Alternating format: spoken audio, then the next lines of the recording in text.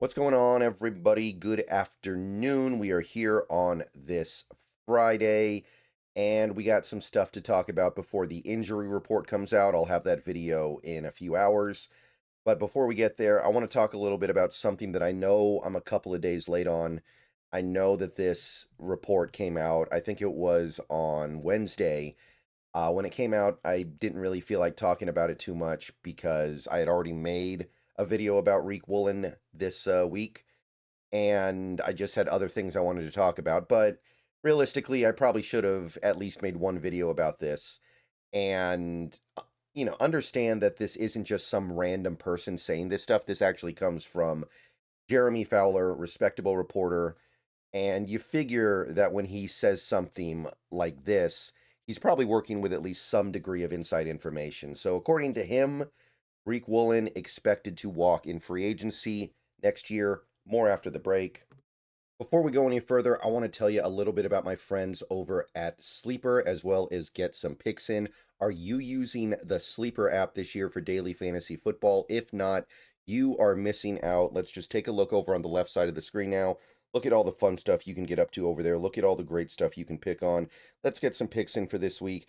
I've got Chan with an anytime touchdown against Washington. I've got Josh Allen with 2 or more passing touchdowns against Tampa Bay.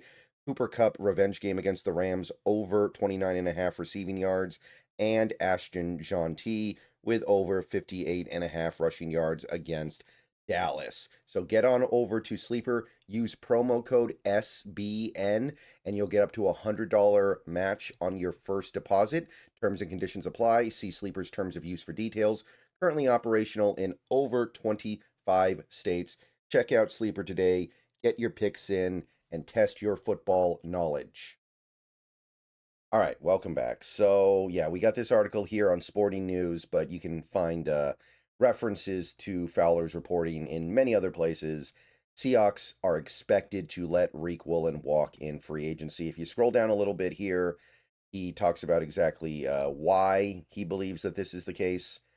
Fowler reports he hasn't really been a scheme fit under coach Mike Macdonald, but for teams that need man coverage help, he has tremendous upside. So, kind of funny. I made a video earlier this week talking about Riq Woolen, how he's been playing so much better these last few games, and wondering if maybe he does have a future in Seattle beyond 2025 after all, because I think a lot of people had assumed that that possibility was gone earlier in the year. And kind of funny that we get this right after that.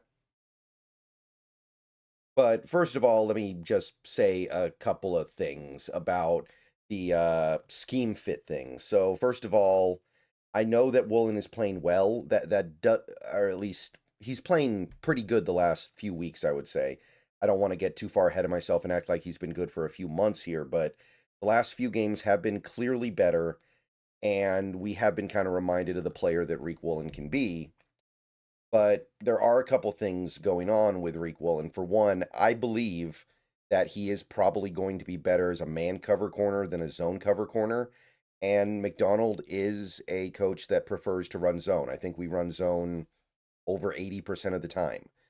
So that's where that comes from. I know that there are some people who were confused when this report came out from Fowler and they said, oh, he's not a scheme fit under Mike McDonald. I think that's part of the reason. The other part of the reason, the other reason why that statement makes sense, McDonald is a coach that really wants his defensive backs to be able to tackle. He puts them in situations where they need to tackle in order to make a play, and he trusts that they can do that. And you can see that with some players on this team, guys like Witherspoon, guys like Eman Wari. There's there's clearly a fit there for those guys because they are great tacklers, and Woolen just isn't. Woolen has had moments where he's been better. Like last year, he was actually a lot better in tackling and run defense.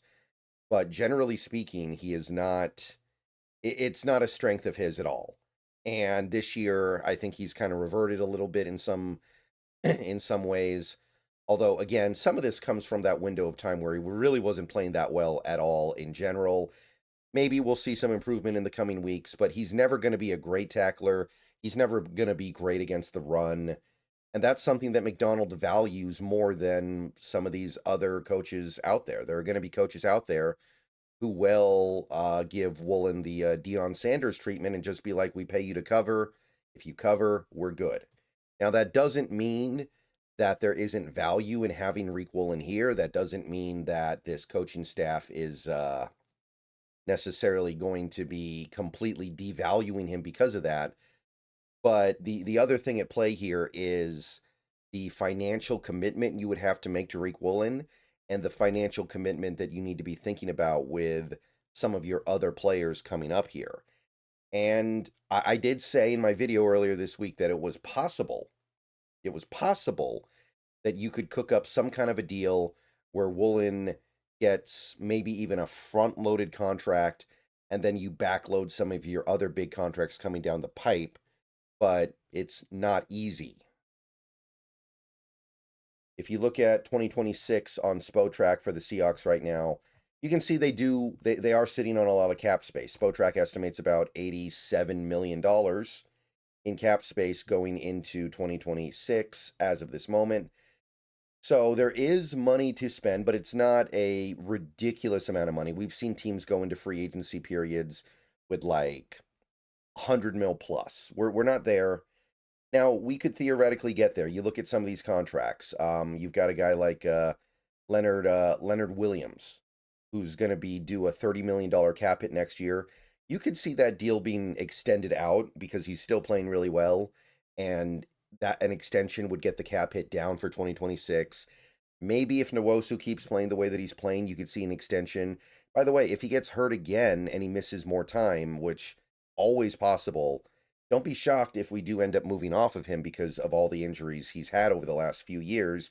Another one could be the last straw. Cooper Kupp could theoretically be released to save a relatively significant amount of money, especially if Torrey Horton continues to develop, and we might be looking at a situation where Kupp just doesn't really have a lot to offer.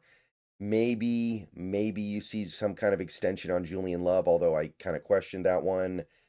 So there is stuff you can do to create more money. Jaron Reed is a guy who could maybe go. Jason Myers could go. There are some things that can happen, but by that same token, you also have some new money to give out. Now, I'm not really thinking about the extensions. The extensions should not really change any of this. Like if you extend Devin Witherspoon, he's still going to have this same cap hit for 2026 because the extension extends on the back end of the current deal. And also, Witherspoon has the 5th-year option, so he might get an extension on the back end of the 4th year and 5th year of his rookie deal. So the huge money doesn't kick in for a long time with a guy like Witherspoon. Same with a guy like JSN. Same with a guy like Charles Cross. These numbers should not change for 2026, possibly at all. But if they do change, it's not going to be a radical change, I don't think.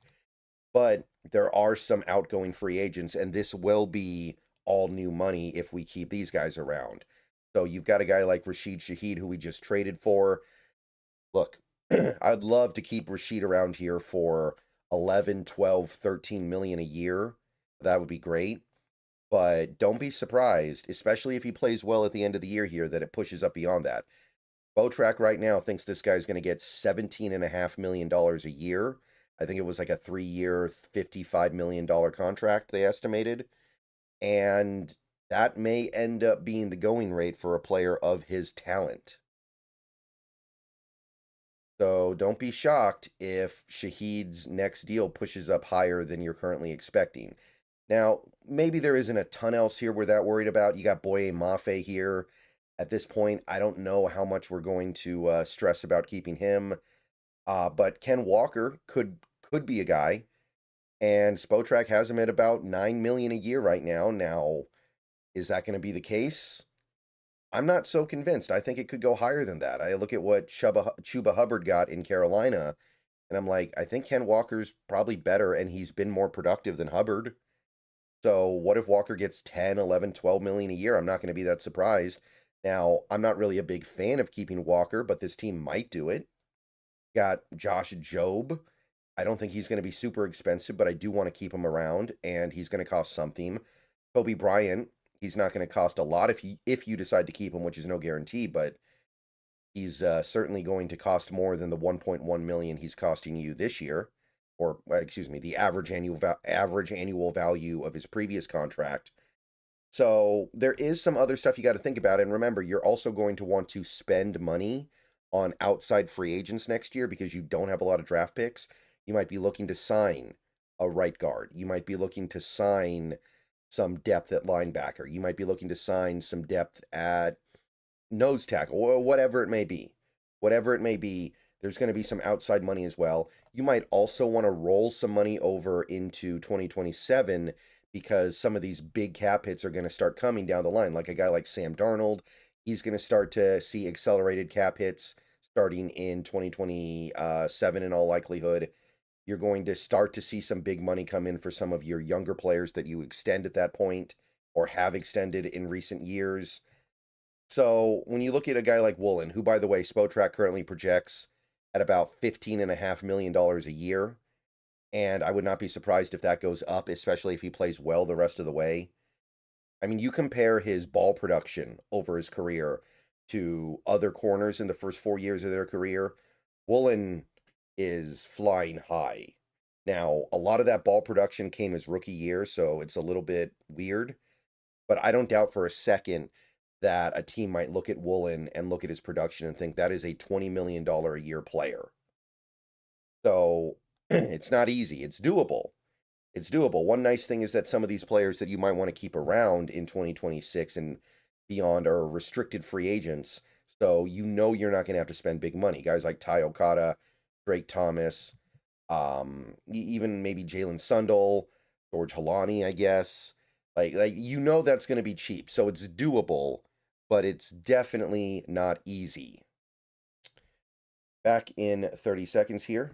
Hey everybody, Seahawks Brendan Nelson here to show you some really cool steel art for the 50th anniversary of the Seahawks and a Mariners medallion too, like the ones pictured above my head. My dad, aka Metal Hawk, has met over 300 Seahawks, dozens of Mariners, and some Sonics in his time, and now he's making unique steel art, special edition, and it can be yours for a donation directly to Fans for Good. Click the Facebook link down below for complete instructions. Back to the video. Yeah, so that's a rundown of the situation. By the way, don't forget, and this is going to be consideration, if Woolen gets a mega deal in free agency, which at this point he's very likely to, like you can't tell me he's going to get less than Zion McCollum got. And McCollum actually got 16 million, so even this 15.5 million might be low. I think it's going to be at least 20 million a year for Woolen. You're getting at that point a really good compensatory pick in 2027 theoretically. As long as you play things the right way, you should be able to get a third, at least a fourth, but I imagine at that average annual value, you're pushing up to a third. And that is going to be considered pretty valuable in a 2027 draft that looks a lot better than the upcoming one. So there are some other considerations like that at play here. Now, again, I don't think it's impossible. There are some reports out there that contradict this report and say that, oh, no, the Seahawks do still see Woolen potentially having a future in Seattle. But I do suspect that he is one of the guys that this team will choose to let go so they can keep their, what they view as probably their more important pieces of the core together. Guys like Cross, guys like Witherspoon, guys like JSN. Again, it is possible that you find a way to keep him around, right? Because, again, what I said was the big money for guys like JSN, Witherspoon, and to a certain extent Cross, that's going to be years down the line. You're going to get a couple of reasonably priced years on even the extension itself for those guys because that's how NFL contracts work. You could just make sure you're taking all the big hits on Woolen in front.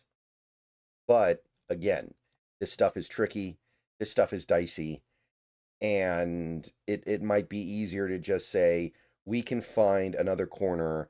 Maybe he won't be quite as good as Woolen, but he will fit the scheme a little bit better. He'll be a little bit more of a zone corner. He'll be a little bit better tackling in against the run. There is some wisdom to it. All right.